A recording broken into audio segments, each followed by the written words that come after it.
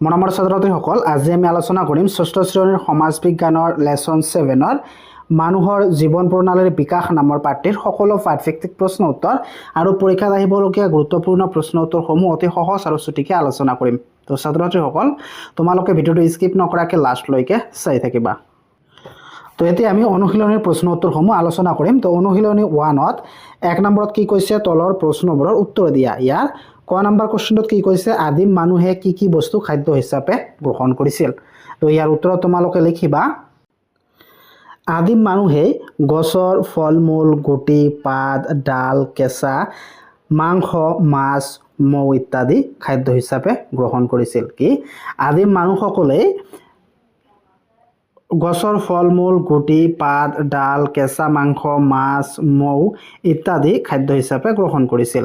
তাৰপিছত কুৱেশ্যন খত কি কৈছে, আদিম মানুহৰ আশ্ৰয়স্থলবোৰ কেনে আছিল। আশ্ৰয়স্থল মানে আদিম যুগৰ মানুহবিলাকে মানে কেনেকা স্থানত থাকিছিল। তো ইয়াৰ উত্তৰ তোমালোকে লিখিবা, আদিম মানুহেই গুহা, ডাঙৰ গছৰ কুঁহিপাত বা ডাল পালিৰে বনোৱা আশ্ৰয়স্থলত বাস কৰিছিল। কি আদিম মানুহে গছৰ গুহাত নাইবা ধুন্দত নাইবা পাহাৰৰ গুহাত, ডাঙৰ গছৰ কুঁহিপাত বা ডাল পালিৰ বনোৱা আশ্ৰয়স্থলত বাস কৰিছিল। তাৰপিছত কুৱেশ্যন গত কি কৈছে, আদিম যুগৰ সঁজুলিবোৰ কি আছিল, সেইবোৰ কেনেকৈ প্ৰস্তুত কৰা হৈছিল।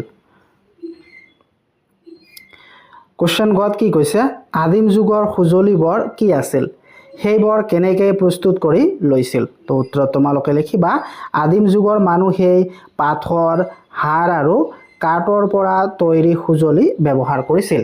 তেওঁলোকে এইবোৰ চেকি, ঘঁহি অথবা ভাঙি বিচাৰি উপযোগী ৰূপত বনাইছিল। তাৰপিছত কুৱেশ্যন ঘত কি কৈছে, জুইৰ আৱিষ্কাৰ কিদৰে হৈছিল। তো ইয়াৰ উত্তৰত তোমালোকে লিখিবা, জুইৰ আৱিষ্কাৰ সজীৱ কাষত পাহাৰীয়া দুটা পাথৰ ঘঁহি স্পাৰ্ক সৃষ্টি কৰি লৈছিল অথবা বিজুলীৰে অগ্নিকাণ্ডৰ পৰা জুইৰ প্ৰচলন হৈছিল। কি তোমালোকে উত্তৰত লিখিবা, জুইৰ আৱিষ্কাৰৰ সজীৱ কাষত পাহাৰীয়া দুটা পাথৰ ঘঁহি স্পাৰ্ক সৃষ্টি কৰি হৈছিল অথবা বিজুলীৰে অগ্নিকাণ্ডৰ পৰা জুইৰ প্ৰচলন হৈছিল। তাৰপিছত 2 নম্বৰত কি কৈছে, চমু টকা লিখা। ক নম্বৰ, আদিম মানুহৰ খাদ্যাভ্যাস।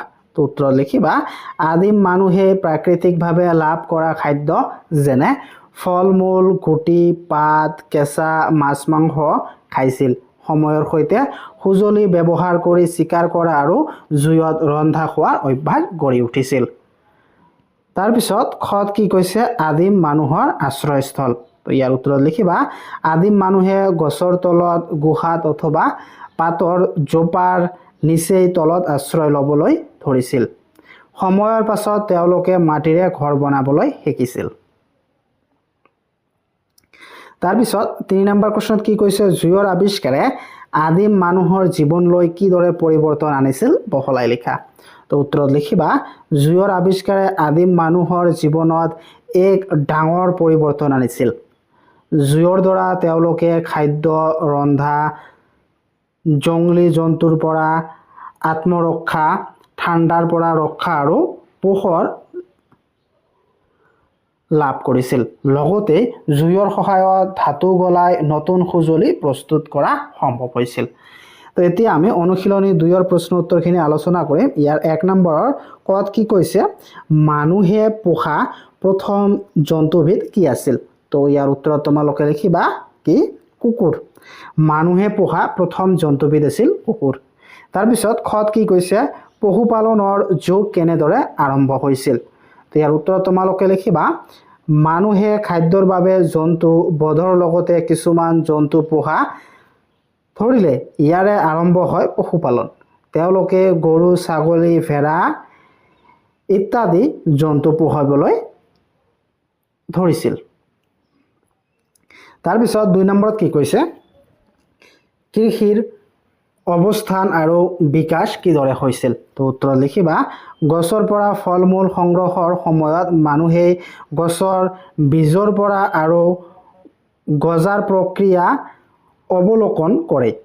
তাৰ পৰা শিকে যে গছ লগোৱা আৰু খেতি কৰা এই কৃষি আৰম্ভণি কালক্ৰমত কৃষি পদ্ধতি উন্নত হয়। তাৰপিছত অনুশীলনী 3 1 নম্বৰৰ কত কি কৈছে আদিম মানুহে কেতিয়াৰ পৰা স্থায়ীভাৱে বসবাস কৰিবলৈ ললে। তো ইয়াৰ উত্তৰ তোমালোকে লিখিবা কৃষি কাৰ্য আৰম্ভ হোৱাৰ পিছতে মানুহে খেতি কৰা ঠাইত স্থায়ীভাৱে বসবাস কৰিবলৈ আৰম্ভ কৰিছিল। তাৰপিছত কোৱেশ্চন খত কি কৈছে বৰ্তমান সময়ত খাদ্য সংগ্ৰহ আৰু শিকাৰ কৰি জীৱন নিৰ্বাহ কৰা জনগোষ্ঠী এটাৰ নাম লিখা। তো ইয়াৰ উত্তৰ তোমালোকে লিখিবা আন্দামান দ্বীপৰ জৰৱা জনগোষ্ঠী এতিয়াও শিকাৰ আৰু খাদ্য সংগ্ৰহ কৰি জীৱন নিৰ্বাহ কৰে। তাৰপিছত কোৱেশ্চন গত কি কৈছে গতিৰ আৰম্ভণি কিদৰে হৈছিল। তো উত্তৰ তোমালোকে লিখিবা মানুহে প্ৰথমে কাষৰীয়া ঠাইলৈ হেপি ফুৰিছিল, পিছত ঘৰুৱা জন্তুৰ সহায় ল'বলৈ ধৰিছিল, পাছত চকাৰ আৱিষ্কাৰে গতি অধিক উন্নত হয়। তাৰপিছত কোৱেশ্চন ঘত কি কৈছে মানুহে প্ৰথমে কেনে ধৰণৰ পাত্ৰ ব্যৱহাৰ কৰিছিল। তো ইয়াৰ উত্তৰ তোমালোকে লিখিবা কি মানুহে প্ৰথমে মাটিৰ পাত্ৰ ব্যৱহাৰ কৰিছিল। তেওঁলোকে মাটিৰে পাত্ৰ তৈয়াৰ কৰি তাপত শুকাইছিল অৰ্থাৎ জুইত শুকাইছিল। তাৰপিছত 9 নম্বৰ প্ৰশ্নত কি কৈছে চকাৰ ব্যৱহাৰে আদিম মানুহৰ জীৱনত কেনে প্ৰভাৱ পেলাইছিল। তো ইয়াৰ উত্তৰ তোমালোকে লিখিবা কি চকাৰ আৱিষ্কাৰে মানুহে ভাৰ সলনি কৰাত সুবিধা পাইছিল, ব্যৱসায় আৰু কৃষি কাৰ্যত অধিক সহজ হৈছিল। তাৰপিছত অনুশীলনী 4 1 নম্বৰ প্ৰশ্নত কি কৈছে আদিম লোকৰ মাজত বিনিময় আৰম্ভণি কেনেদৰে হৈছিল।